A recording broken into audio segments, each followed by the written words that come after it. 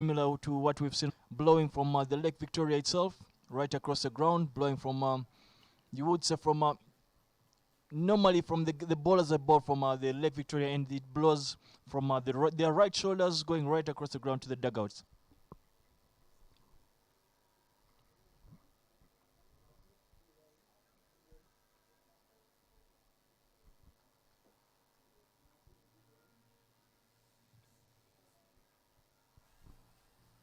Well, as we have customary come to see, of course, the fielding side walk onto the ground majestically in their red, looking pretty sharp.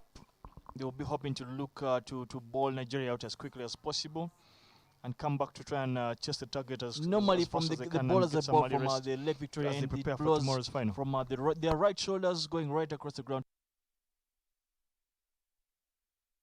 to the dugouts.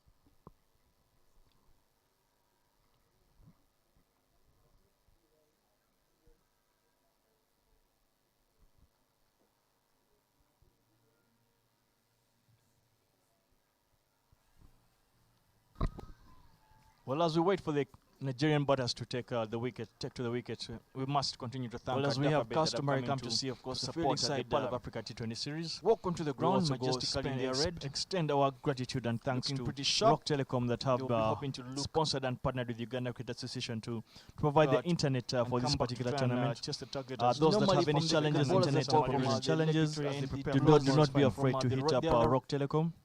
They will be able to sort you out, reach them on their social media handles, to enjoy some of their exquisite packages.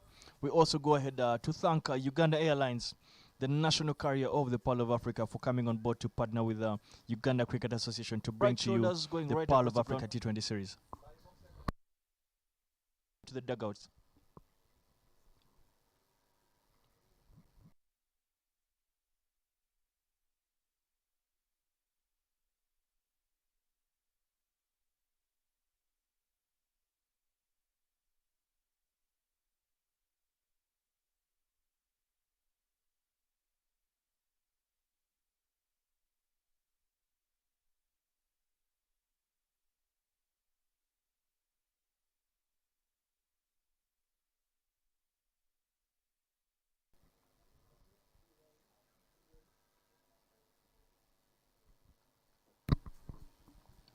The Nigerian opening batsmen stroll onto the wickets, followed by the umpires. The umpires standing in this particular fixture are Patrick Makumbi and Eric Wandera. Opening the batting for Nigeria looks like Elijah, shot 15. As I wait to look to utilize my eyesight to try and make sure that I'm able to identify the other opening batter.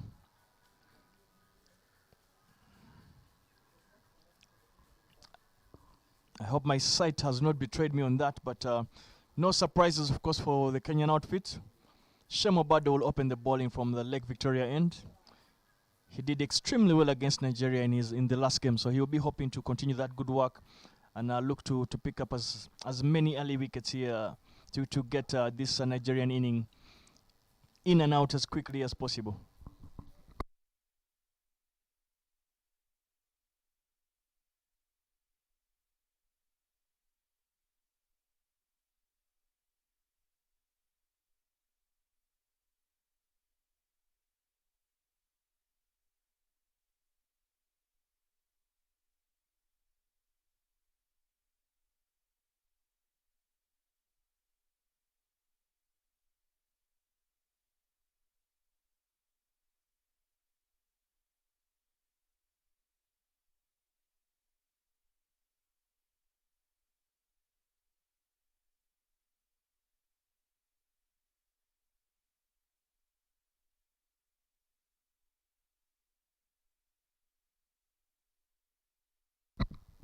First ball of the proceedings this morning. Bit of a short ball from Shemo Bado. Joshua Ayananke gets underway by pulling that down to the vacant deep square leg region for 4 runs.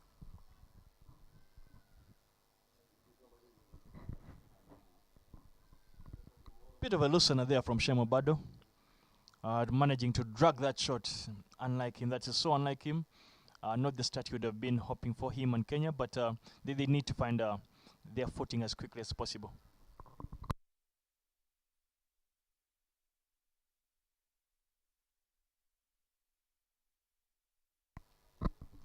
Right on the money there, Shema Bado responds with a beautiful delivery, keeping Joshua Ayananke to nothing. It is the captain, Joshua Ayananke, goes for 4 runs off 3 balls.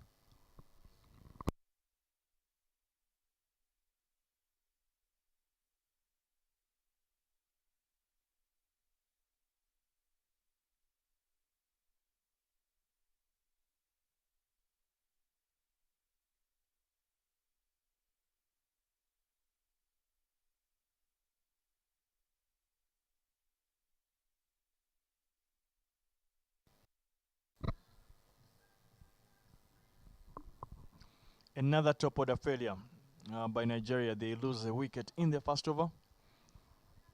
They'll be hoping that they can look to learn from this experience in the Pearl of Africa T20 series as quickly as possible, putting into consideration that they do have an Africa qualifier that is around the corner at the end of this year. So they'll be hoping they can learn pretty fast and make sure they can look to solve a couple of these top order issues that they're having. But in walks the man in form for Nigeria, Adedeji,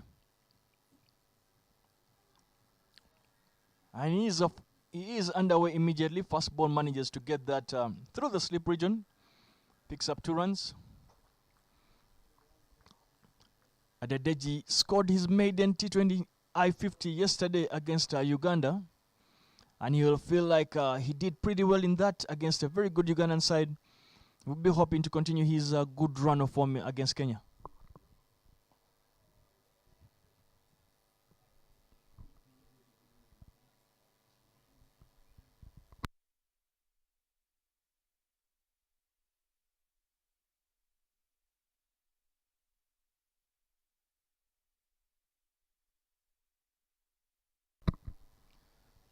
Shema Bado finishes his over with 2 consecutive dot balls. Goes for 6 in his first over, but manages to pick up the prize wicket of his opposite number, Joshua Ayananke. Adedeji scored his maiden T20 I-50.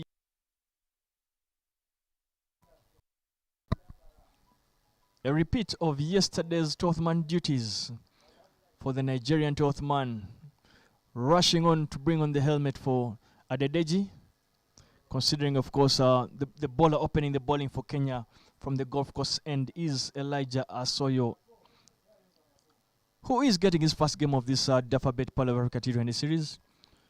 Traditionally, he is an opening bowler for Kenya. He's walked into the side ahead of Nehemiah Odiambo, who takes a bit of a break. Elijah Asoyo traditionally bowls in swingers, which can be pretty troubling.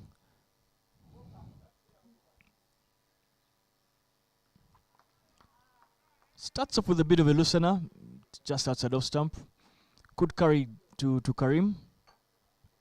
Elijah will be hoping to try and at least bowl pretty well in this particular game, and remind the Kenyans that he has a lot more to offer this Kenyan outfit. He is up against an Elijah from Nigeria opening the batting.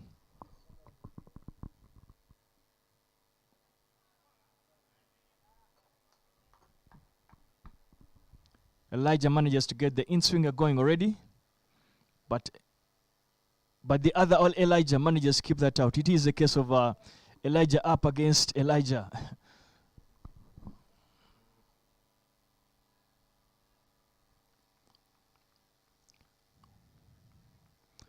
Well, a bit of overcast conditions starting to build up here at the Entebbe Cricket Oval.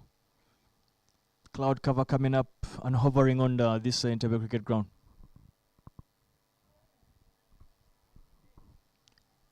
Another dot ball from Elijah, off Elijah.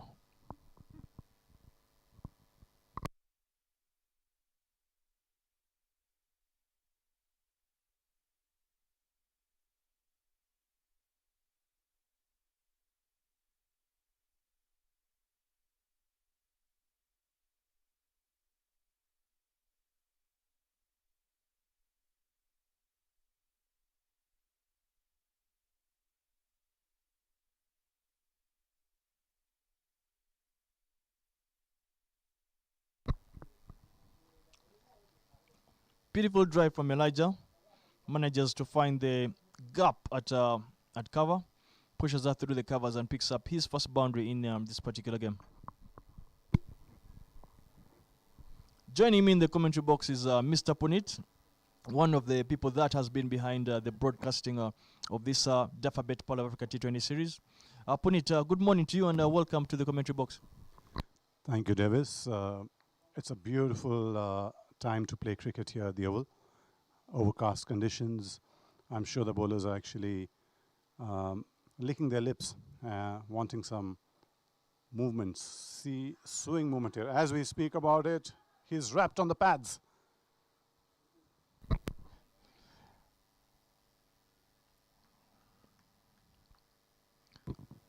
Well, Erica Wandera judges that probably going down the leg. Looked a bit much closer than many of the people watching back there would have imagined. But yes, good to see Elijah get the in-swing going pretty fast. Yeah, just as we started speaking about it, Elijah managing to bring one back. I think that was doing just a little bit too much, and perhaps the right decision there.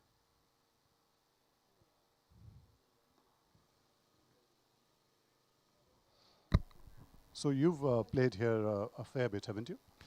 Yes, I have played the Sintebe ground for quite some time, you would say.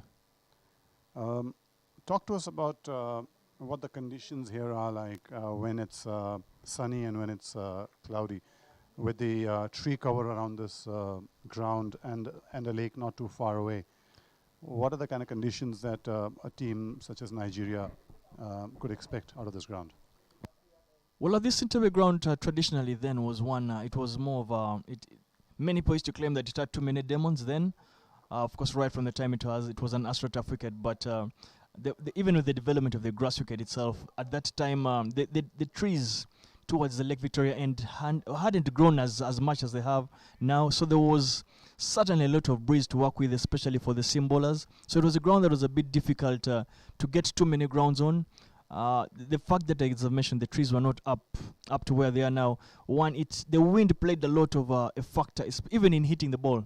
The balls were held by the wind itself, while others flew by. But generally speaking, Nigeria they've played a couple of games, and they would have recognized that one, it is a big ground. Two, because of the big slow outfield, it is a ground that too many doubles are actually run. You'll concede very many doubles if you do not get off the rope quite early. But generally speaking, the wicket itself traditionally has been a good wicket. It has only gotten better. I've seen the seam bowling, the fast bowlers get some purchase out of this pitch, but I've also seen that spinners are actually able to use the surface pretty well, such as this left-arm bowler right here. Commentators cast right there. But yeah, really, this ground offers quite a bit for the seamers, as we mentioned, because of the element of the breeze, which is to wear out pretty quickly.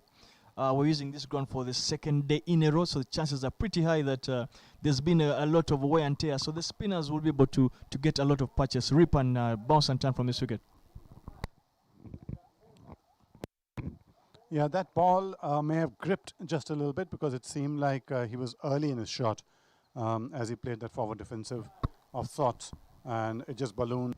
Probably play that on the onside, but he wasn't able to do so because I think that particular ball got a bit of turn and bounce, turned the other way. So he could only manage to get a leading edge, which allowed for Peter Kowich to complete the catch at short mid-off, you would say.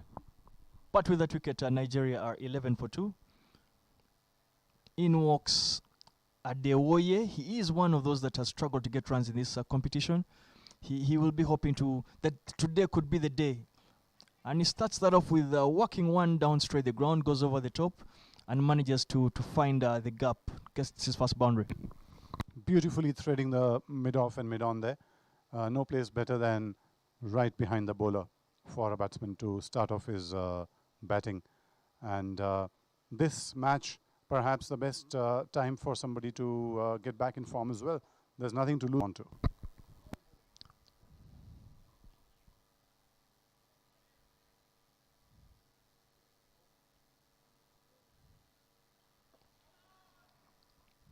Yeah, good response from Shemo Bado. Completes his over.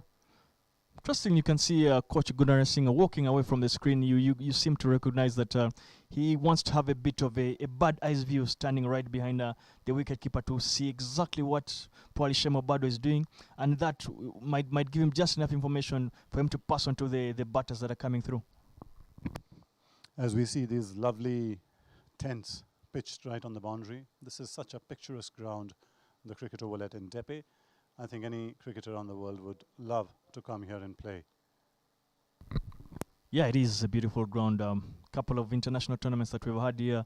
We've had a lot of the foreign dignitaries and the players themselves seem to rate this Entebbe cricket ground very, very well. The scenery, the beauty about it, the lake view that it does have. It allows, it gives a bit of that feel-good ambience, and many international cricketers one love it, and we can only continue to invite others to come down here and enjoy themselves. That might give him just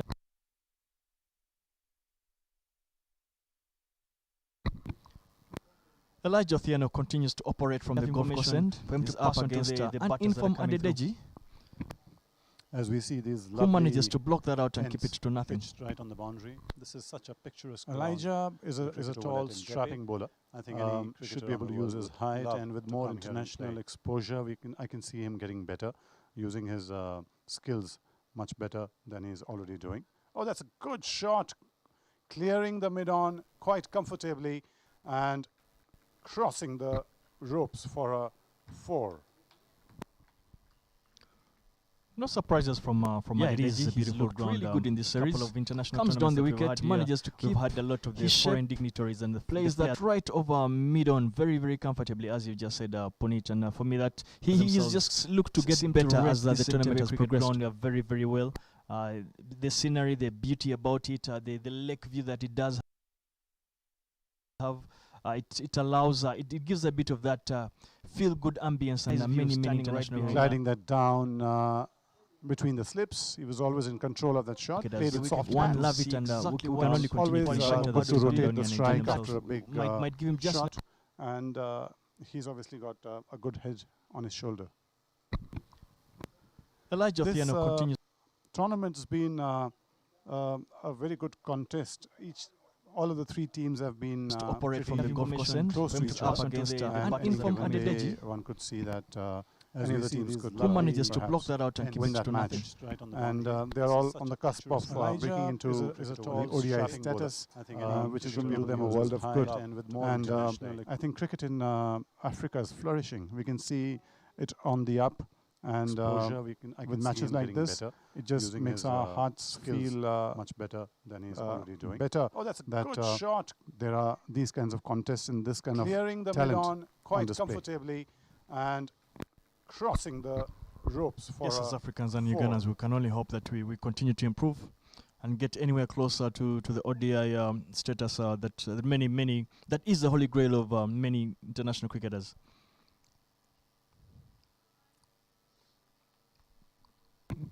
Yes, we've seen smaller nations like Sri Lanka, Bangladesh reach there, and I think from what I've seen in the last few days, you see the fruits of their hard labor pretty soon. We do hope so. We do hope we will be alive to witness and experience ODI status as a nation. But yes, Elijah Othiano continues to operate, and he is bowling a bit of short balls, you would say, trying to get the batsman on the back foot. Yeah, it's live uneasy areas for the batsmen where they are not able to play their shots. He's not bowling in their arc, thereby keeping them quiet.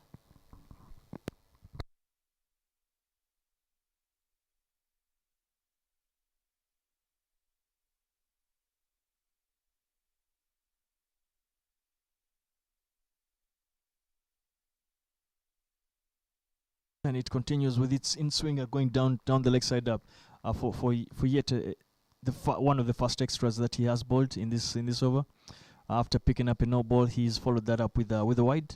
He'll be hoping to try and ensure that he closes out the over without any more damage.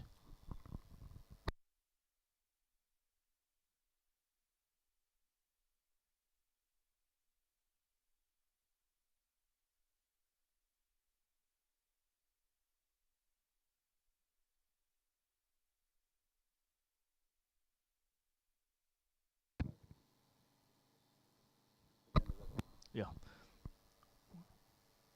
Elijah Thiano finishes, closes out the over as the doctor ordered with a dot ball. By implication, that means Nigeria are 22 for 2 in 4 overs.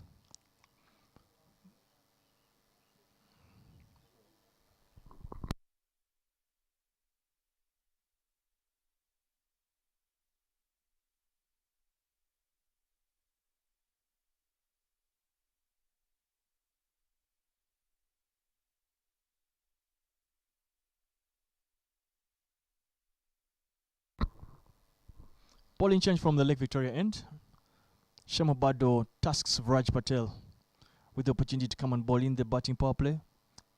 Vraj Patel has been very lively, has bowled pretty well so far, not just in this series but even in the Derby series, the ODI series against Uganda. He's looked like a good find for Kenya, and they'll be hoping that he continues on this progressive spiral going forward.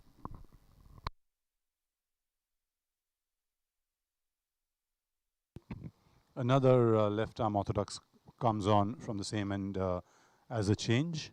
He is tall and he should be able to use that height to good effect. That's a short ball.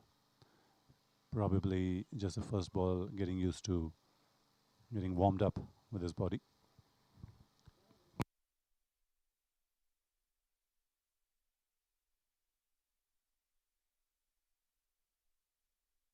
Yes, it's got the treatment it deserved. I thought the first ball should have got that treatment as well, but having missed out on the first one, it was never going to be the same with the second one. It was shot, asking to be hit, did get hit. Yeah, beautiful shot from Adedeji. He continues his fine run of form and manages to pick the short ball pretty early. Rocks back and smashes it down to the vacant mid-wicket region. Picks up his first 6 in this particular inning.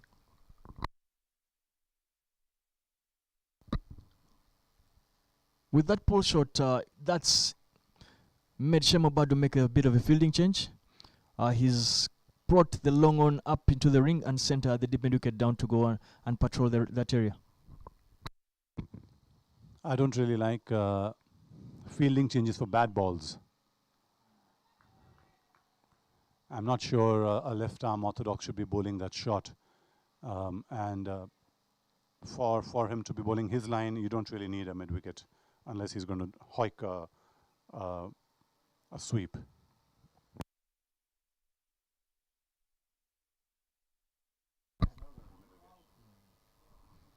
Beautiful shot from Adedeji, comes down the wicket and manages to smash that down to a vacant long on region. Puneet, as you mentioned, if he bowls the areas he is supposed to bowl, that would simply take out the mid-wicket region, but unfortunately he hasn't started on the button as Shemobado would have liked, and he's already considered 2 maximums in this over. Yeah, I think not only did he compensate for the short pitched ball that he bowled earlier, but he also erred in his line. I think he was too straight. The batsman really did take a toll on that ball, and rightly so. There was no one guarding that fence, and now we see a long on going back.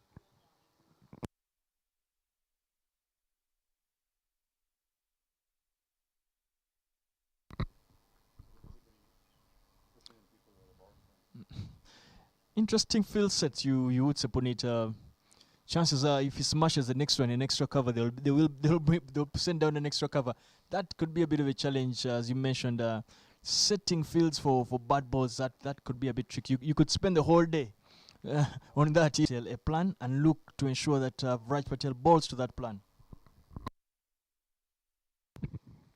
Yeah, I think if a left-arm orthodox bowls his areas, it's not too difficult to set the field. And that's the end of the over. It's 35 for 2 after 5.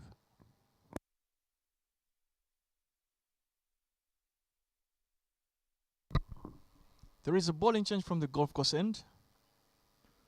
Elijah takes a break, and that allows Eugene Ocheng to have an opportunity to get going in this Dafabet T20 series. Balls are lively medium pacers. Traditionally, he is also a good challenge for one Adedeji and Adewoye.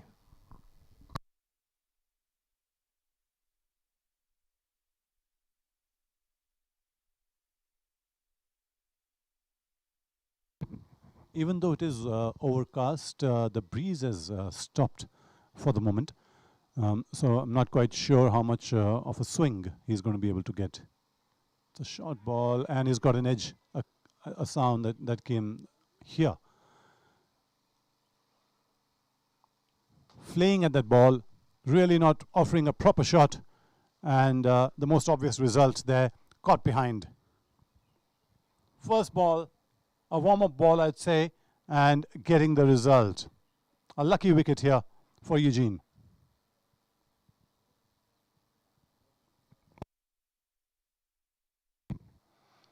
So Vincent goes for 4 of 7 balls, not really doing what he would have liked to do, but that's the end of his tournament here. And Nigeria has lost 3 wickets for not too many runs.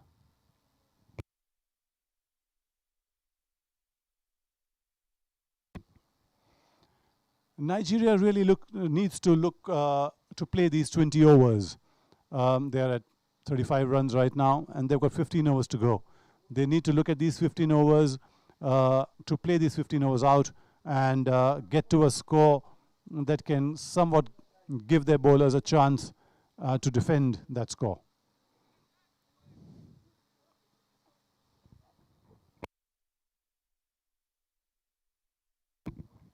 Overcast conditions here, and the bowlers are exploiting these conditions.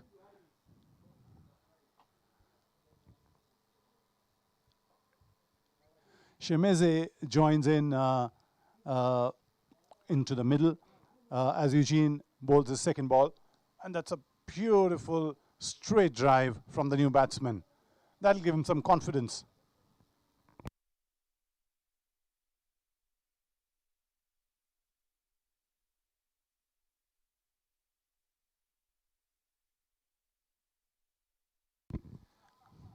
There you see it. His left foot forward and showing the full face of the bat, pushing it past the bowler.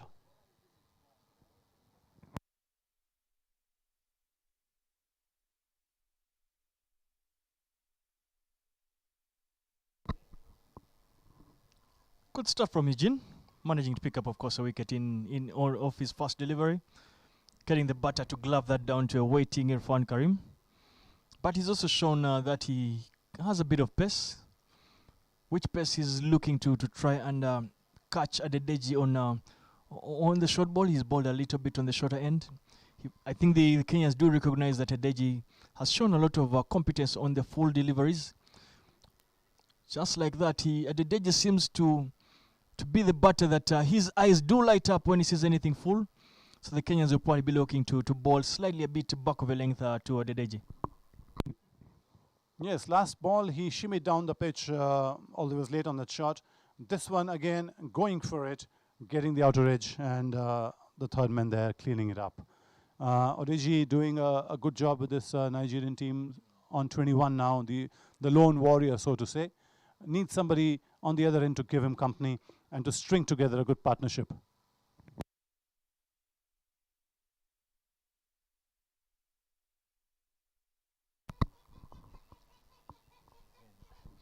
Another short delivery from Eugene Acheng, looking to test Ochemezi on the short ball. Ochemezi managed to find a way of getting enough bat on that to get a single down at you would say square leg. He was clearly late on that ball, not reading the pace, right? I think Eugene's a bit too hot to handle for now for the Nigerians. Teteji strikes that down to long on, picks up yet another single. And with that delivery brings an end to the 6th over. Nigeria 39 for 3 in that batting power play. They'll feel that they have made tremendous progress going by how they have been batting throughout this tournament. So for them to be 39 for 3, one, they've gotten the run rate is obviously above 6 runs and over. They'll feel like they only need to work on the wicket column. They would have wanted to have lost just 1 wicket less, and otherwise they'd have had a splendid batting power play. Yes, they shouldn't look at this as a run fest from the word go. They need to, even a 20-over match needs to be set up with some stability up on top. And I think Nigeria will learn that with more experience.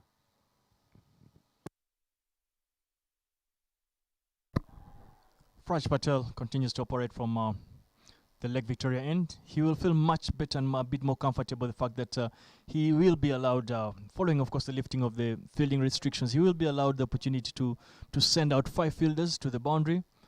He hasn't used the 5 fielders yet. He's interestingly kept the slip fielder there, which is very good to see. Shot. Beautiful shot.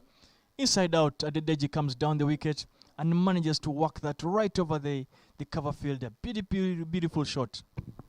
Yes, that was nicely picked up, and he threaded that gap really nicely. He was always going to play that in the air, never wanted to keep that on the ground because he knew where that ball was going to go. A beautiful shot there.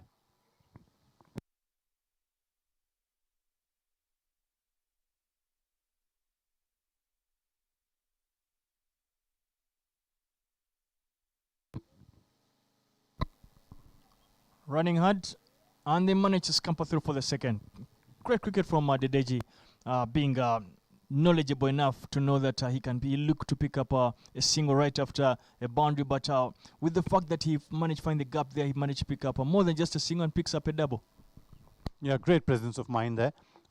First, to begin with, he played a ground shot, and then to have put it in the gap and picking up 2 runs there.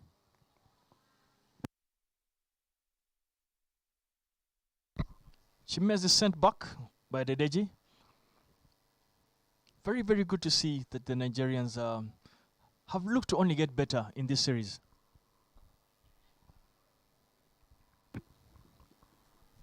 Yes, the Nigerian team has not only looked better coming into the series, but you can also somewhat see a progression through the series. You can see that they're trying hard, they're trying to learn on the go, and that is very heartening to see.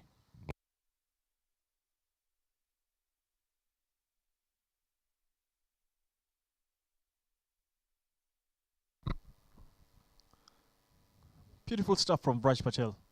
Manages to recognize that Chimeza was coming down the wicket, and he manages to push that right into the block hole to keep Chimeza quiet.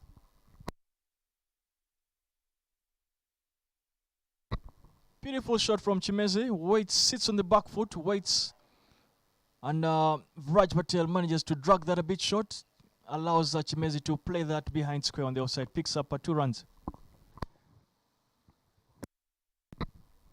That brings an end to that over. And Nigeria are 48 for 3 after 7. They'll feel they've made tremendous progress to get this position, and they'll feel like they can use this kind of platform that has been set so far to allow them build onto a much bigger inning for them today.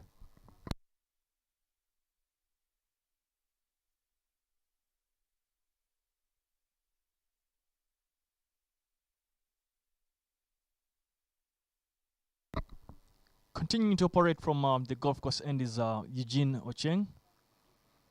After having a successful over in his first.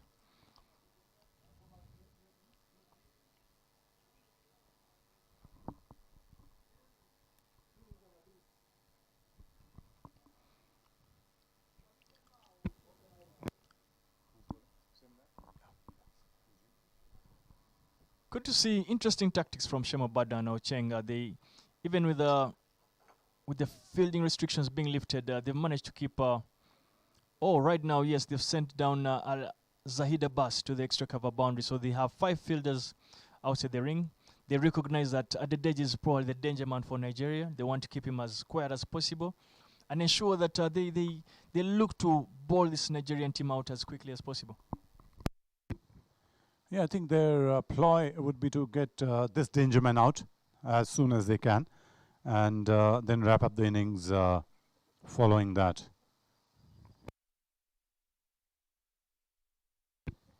Keeping it slightly short, out of his hitting areas.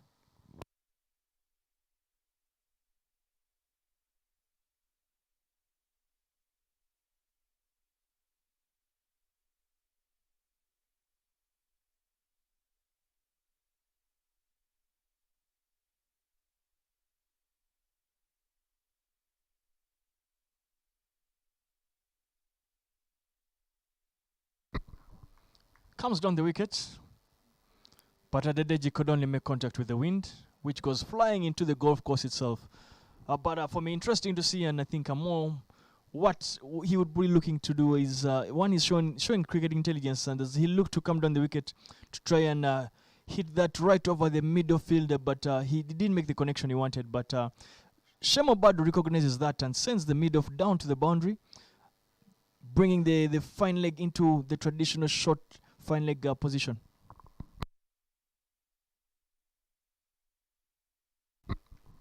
Good pace from Eugene. He's finding life on this wicket. But Adedeji was hoping to try and run that down to third man to pick up at least a single. Not fortunate to do so. But yeah, so Eugene already is asking quite a number of good questions of this Nigerian lineup. Yeah, Eugene seems to be too good at the moment for the Nigerians to do much with his bowling.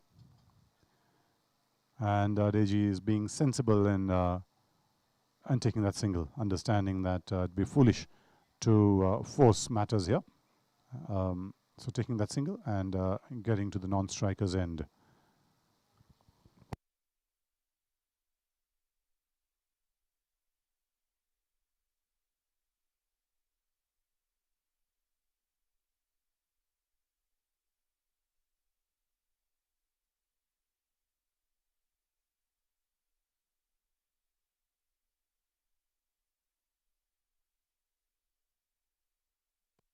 Shot.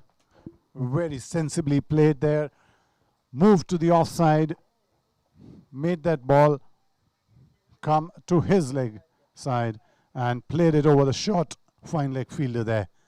Beautiful shot there. Just much timing. It's all timing in that shot. And he used the pace of the bowler to pull that shot, pull that ball over the short fine leg fielder, being sensible, going for the four. And as we have seen through the innings, that single, the moment there's a four hit in an area, the fielder goes down to the ropes.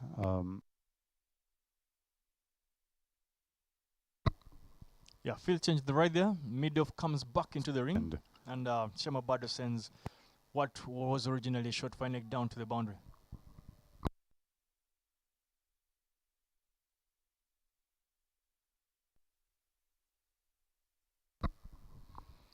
Chimeza picks up a single following the boundary. That's been a productive over for the Nigerian outfit. Managed to pick up 6 runs. And with that single brings up Nigeria's 54 runs for 3 wickets. After 8 overs, and Mustafa Yusuf manages to bring on not just a drink for the Nigerian batters, I'm sure he's brought on a very, very important message to the batters. Shot. Very sensibly played. Well, there is a bowling change from the Lake Victoria end.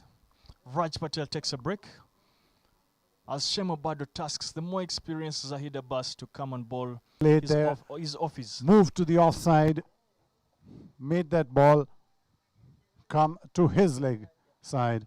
And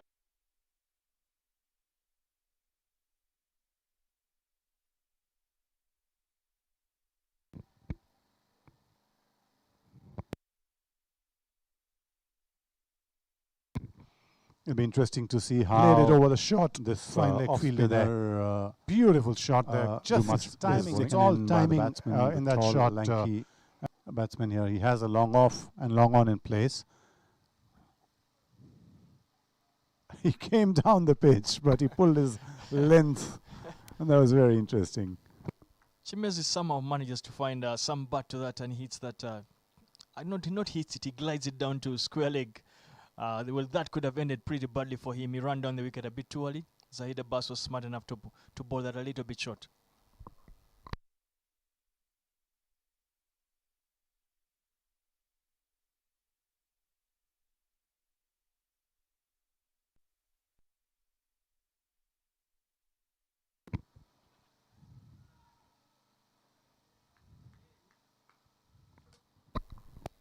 Zahid Abbas continues to drag that a bit short.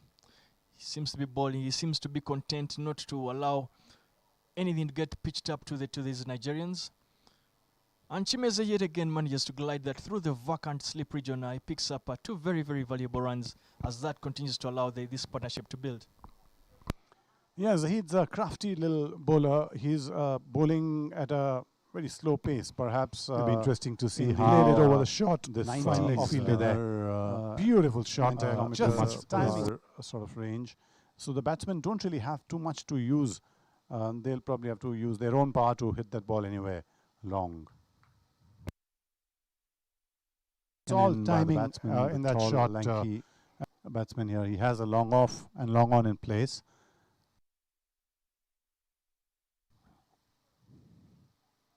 He came down the pitch, but he pulled his length. Paul, he just he has a fly in the commentary box. He heard you talk about him bowling it much slower through the air. So if he thought of through the cover just to pick up yet another single.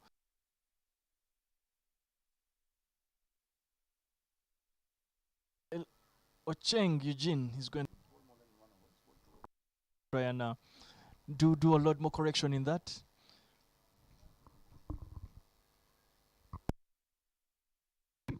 As the Nigerians look to build their innings, lineup, he's one that is probably very expert some runs and get some biggies.